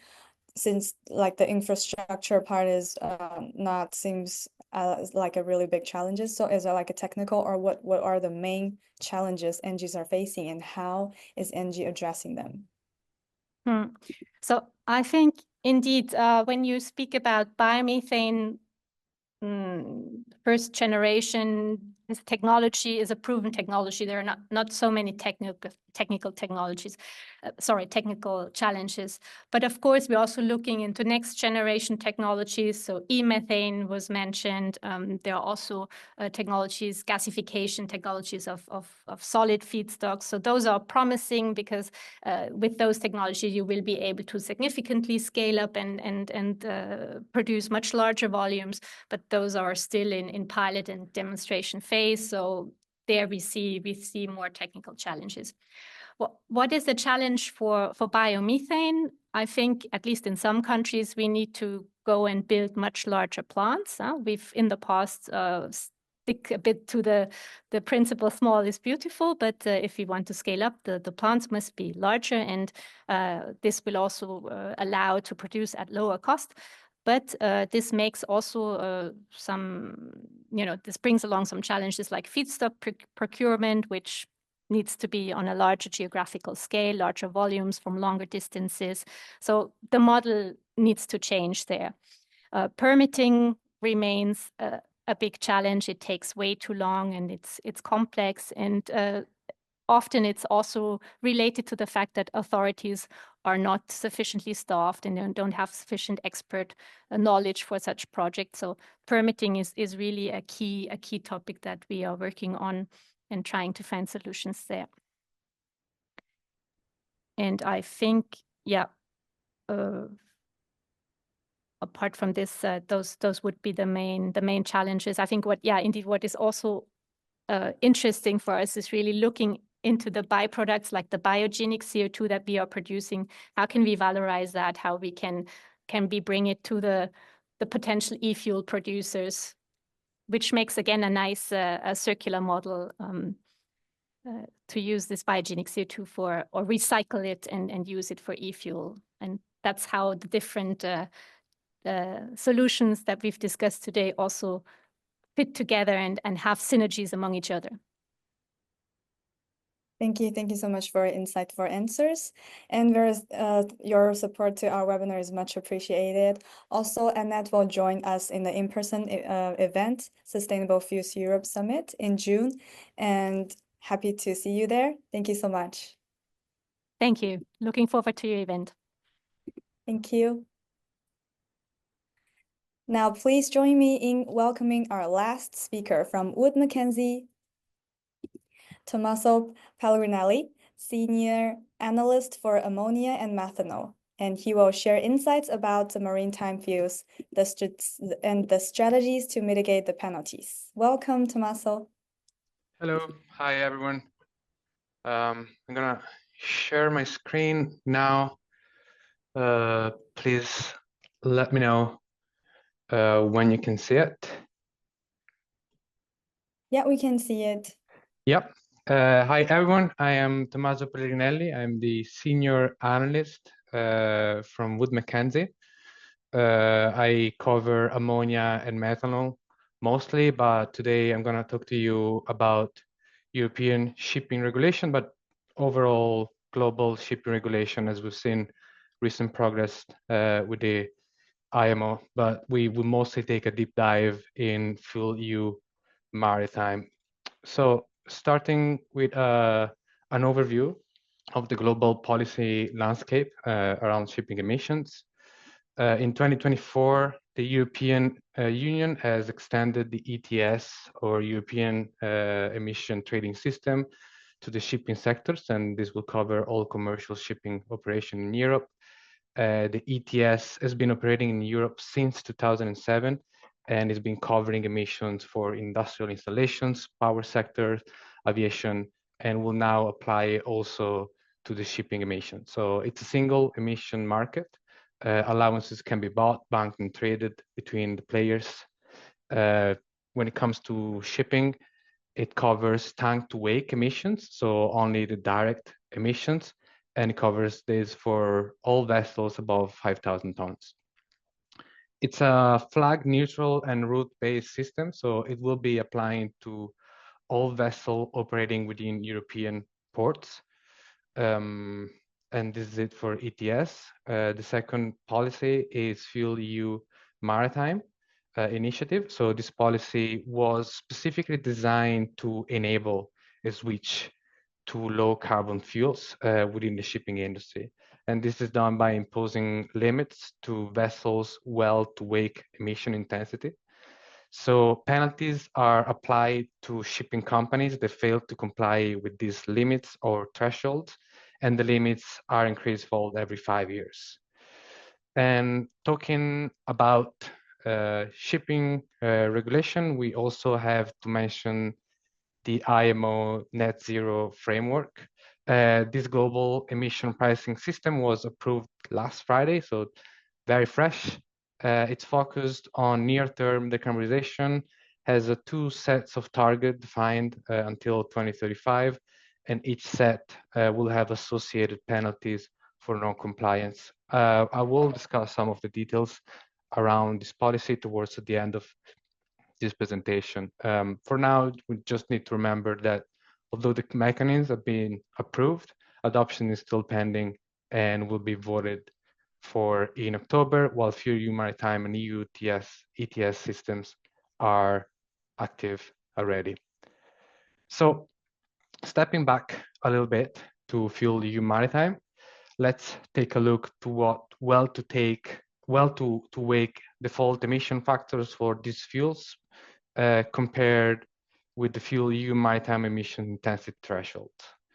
So these are reported for main fuels, fossil fuel, biofuels, and RFNBO, which is renewable fuels of non-biological origin, which is an umbrella term we use for all hydrogen-derived fuel, and I mean renewable hydrogen. So these limits are based on 2020 greenhouse gas emissions. The reference starts in 2020 of 92 grams of CO2 per megajoule. And this equates pretty much to heavy fuel oil or very low sulfur fuel oil, VLSFO, well to wake emissions. So this is sort of the standard from which policymakers has started to define this threshold. So starting from 2025, a reduction of 2% is applied to the 2020 reference values, and the limits progresses every 5 years, decreasing a fold until reaching minus 80% in 2050. So from this chart, we can already picture a rough pathway through meeting targets. As you can see, LNG will be compliant with FuelEU Maritime at least until 2039, but only if methane slippage is properly managed. Afterward, most low carbon fuels will be compliant with the regulation. So this is at least until 2049, some until 2050. So many of these molecules, as you can see in the chart, are drop-in molecules that can easily fit existing plates. So it wouldn't need any new engines or major retrofits. And although several low carbon fuels options to meet target exist, companies are expect to halve their emission intensity every 5 years. So the effort doubles every 5 years. And this means that the supply of every fuel that is chosen as a pathway will need to scale at the same rate as limits decreases. And this is, and I'm stating the obvious here, going to be very complex and very expensive. So to gauge the scale of new supply necessary to meet these targets at the European level, we can take a look at to the geographical scope of the European shipping decarbonization policies. So both ETS and FuelEU Maritime cover 100% of the emissions from shipping operating between European or European Economic Area ports and at berth, and 50% of the emissions for voyages between extra-European ports and European ports. So if we look at 2023, ship owners reported 117 million tons of CO2 emissions in Europe. And according to the scope of FuelEU Maritime and ETS, 68% of this emission would be covered by regulation. And this would correspond to about 28 million tons of VLSFO equivalent that will need to be progressively phased out and displaced by low carbon fuels if ship companies want to meet targets. So the next question would be, what is the economic incentive for such a push in decarbonization? And we can understand that by taking a look to this chart that shows the effect of ETS and FuelEU Maritime penalties on the fuel associated cost. So this is expressed in US dollar on ton of VLSFO. And in this scenario shown here, shipping company just keeps running business as usual on heavy fuel oil. And here we see what impact of this policy will have if no action is taken. So before commenting on the chart, I'm going to give you a very brief overview of how the ETS system works. So the ETS is quite simple. Will be fully phased in 2028, and companies will have to buy emission allowances for their direct emissions, and their main exposure will be the ETS allowances single market. At the moment, ETS allowance is priced about $70 per ton of CO2. But according to WoodMac Carbon Team, the price will reach 147 by 2030, and then gradually increase to 180 by 2050. And we also have to keep in mind that biofuels and RFNBO are not subject to ETS if they meet the Renewable Energy Directive requirements. FuelEU Maritime is a bit more complicated. In this case, the penalty, which the company is subject, will depend on whether they meet or not the targets at the fleet level. So if a company does not comply, a penalty of 2,400 euros per ton of VLSFO will apply, but only to the portion of VLSFO or fuel oil which is consumed above the limit. So this way, this policy is pretty much effectively applying a very aggressive carbon pricing, but only to the portion of emissions above the limits. And this carbon price will be around $750 per ton of CO2 on a well-to-wake basis. So it's quite aggressive. And it does make pretty much every low carbon alternative fuel quite attractive under a displacement cost perspective. But if the company is compliant, penalties will not apply. So as we can see from the chart, the implication of penalties on operating costs are not negligible. In fact, fuel associated costs for non-compliance are expected to more than double by 2030 and further escalates as the limit increases towards 2050. So we believe that companies' intention to keep doing business within European ports will not opt for a pay to comply route, but they will rather pursue strategies to comply with the limits. So let's go through the available options for ship owners to comply with FuelEU Maritime limits. Here we have a set of tools and mechanisms in place, and other are just technical requirement. So the first mechanism that I'm going to discuss is pooling.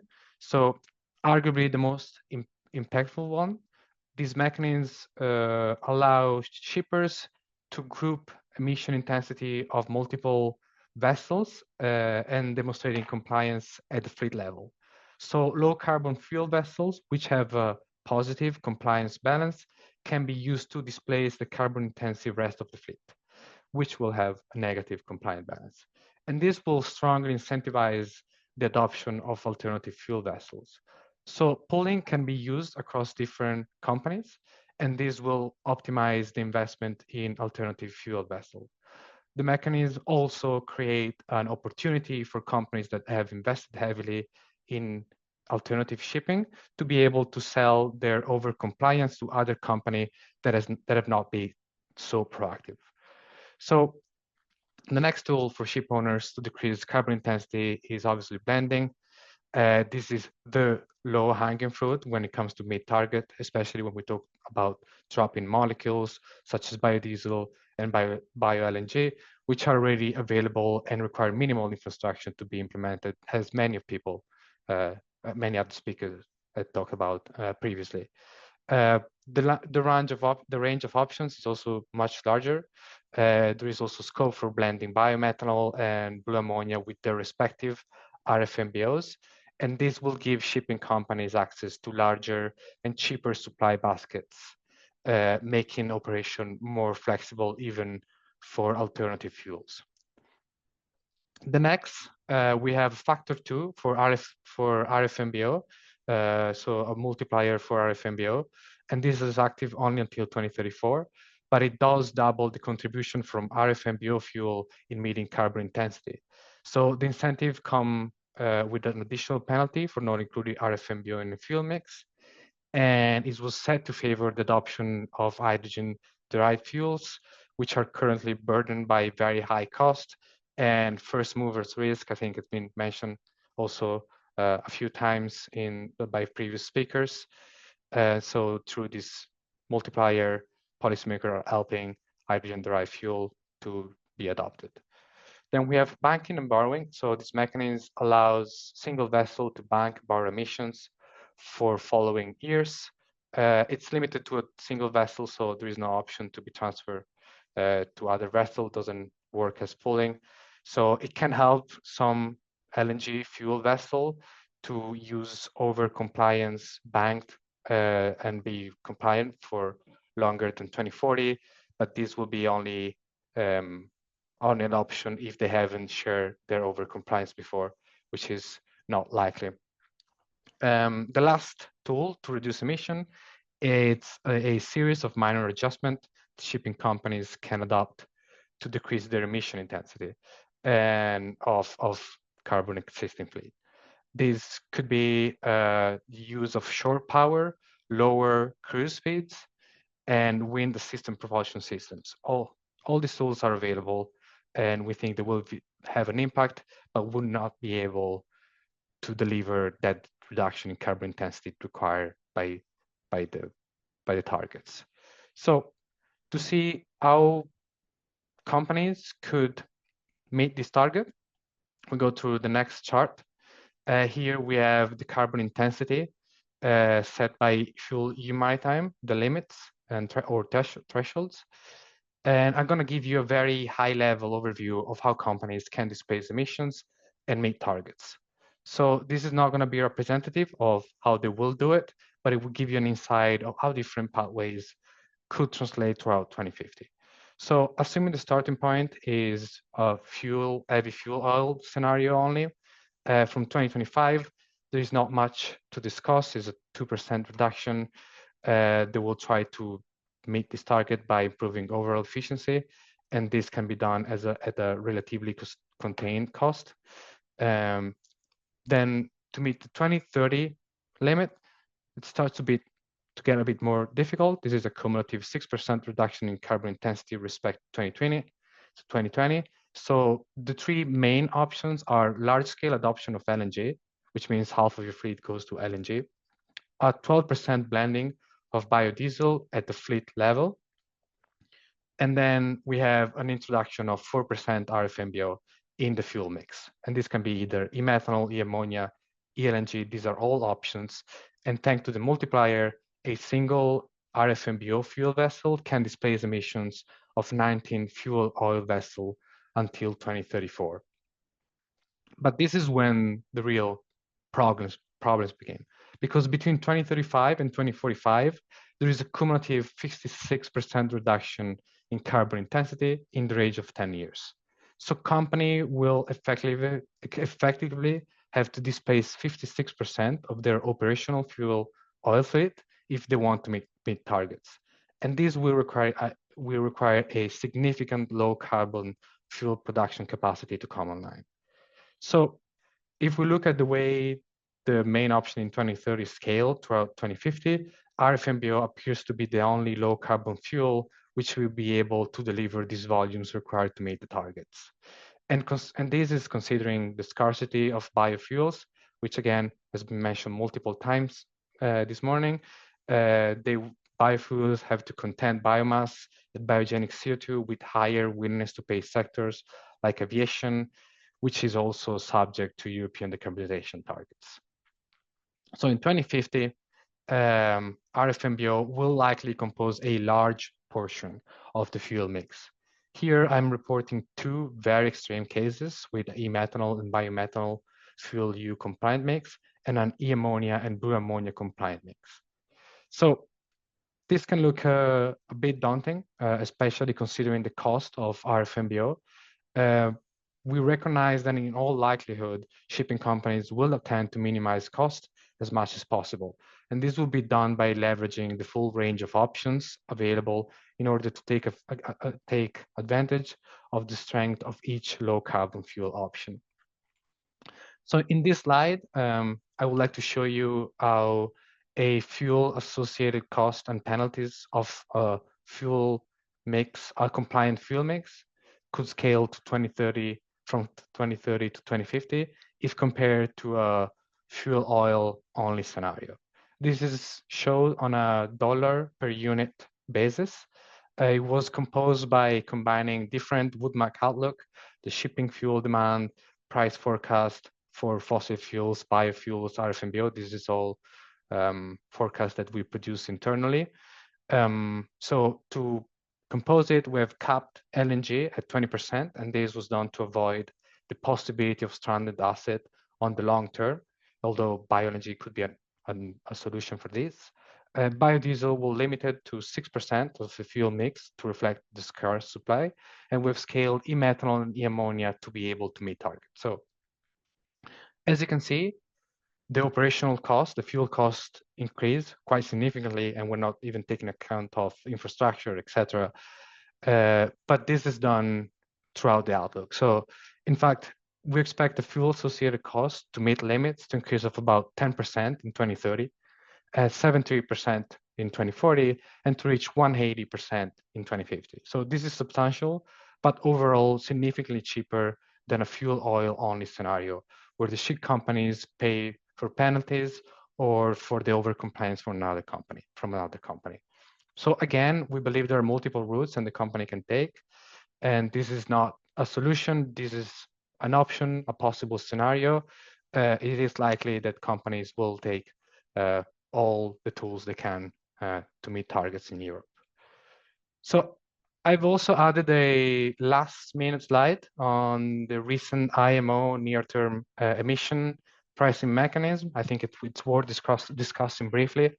Here, I show it as a comparison with European policies to give you a rough understanding of how they compare. So IMO is similar somehow to FuelEU Maritime in the sense that it sets limits to carbon intensity, and this is done on a well-to-wake basis.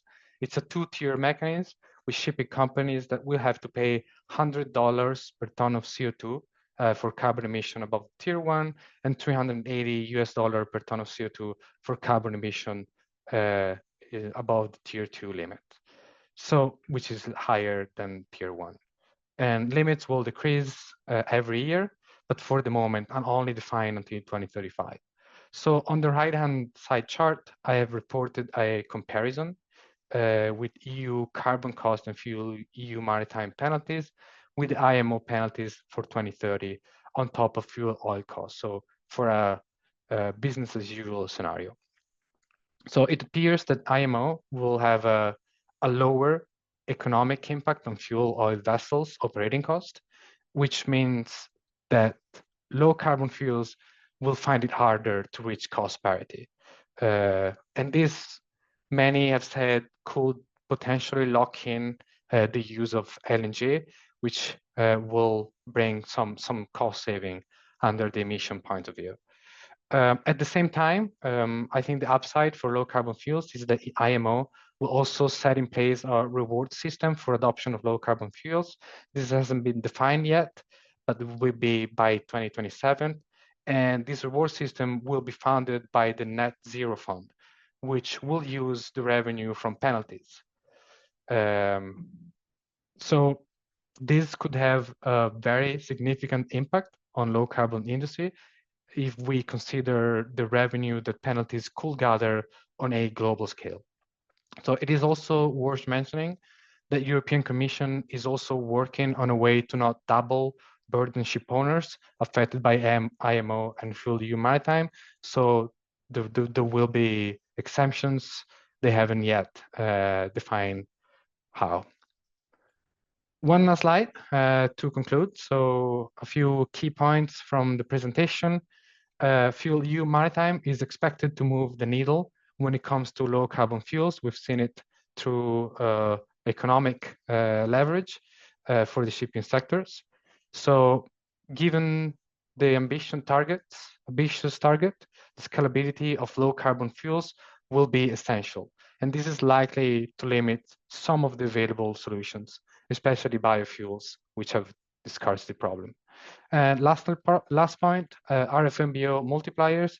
These are expected to accelerate RFMBO adoption significantly, but this 2034 expiration date does have an impact on the bankability of projects.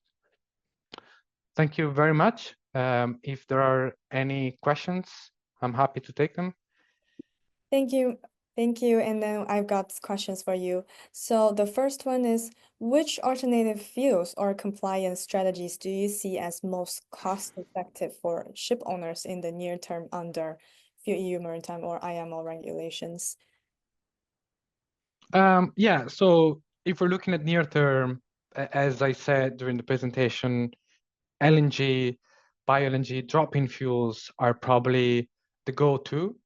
The issue is that ship owners risk to over-rely on these tools and then fall short whenever supply scale require higher volumes and lower carbon intensities. And what impact do you expect for FuelEU Maritime to have on fuel pricing and availability across European ports in next few years, especially after the new IMO policy release? For pricing, I can't really speak to the oil to the fuel oil pricing, but when it comes to low carbon fuels, as I said, biofuels are the low hanging fruit. So it is likely that a bidding war will start for secure those volumes, and there is a pricing risk there because they're so easy to implement and sometimes cost effective that price could increase significantly. For RFMBO, it's a bit different because many of these projects are tied to a long-term agreement. I think the price will tend to be more stable, but it will depend how supply scale and how quickly we'll see a spot market appearing for low carbon fuels or RFMBO.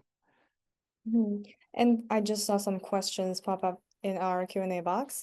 So one of the questions is, are FuelEU Maritime and IMO policies are on top of each other? Probably not. The European Commission has already made a statement where they reported that they're working on to find a way to fit both policies without double burdening shipping companies, which would be quite problematic. Yeah. Oh, okay. And due to the time runs really fast, so there's still several questions lies in the Q&A box. And if you can just stay for a little bit longer to type your answers in the box, that we will appreciate that very much. Sure. So much. And also we will have your contact ways on our website. And if our audience still have questions, you can directly email you in emails or something. And thank you so much for today. Thank you. Now all the speakers have presented, we come to the end of this Impact webinar. Once again, a big thank you to all our esteemed speakers for sharing their invaluable insights, and to our audience questions, attention, and participation. Today's recording will be posted on our official LinkedIn page and YouTube channels by next Wednesday, along with critical takeaways from this webinar. For further inquiries, please do not hesitate to contact me at cecily@leaderassociates.com. I want to remind you once again that this webinar serves as a virtual warm-up event for our SFES 2025 in Madrid, June 17th to 18th. And please do not miss this 15% off discount on Delegate Pass. We hope to see you there and explore the development and application for sustainable fuels together. Let's work together for a brighter and a cleaner future. See you next time and have a great rest of the day.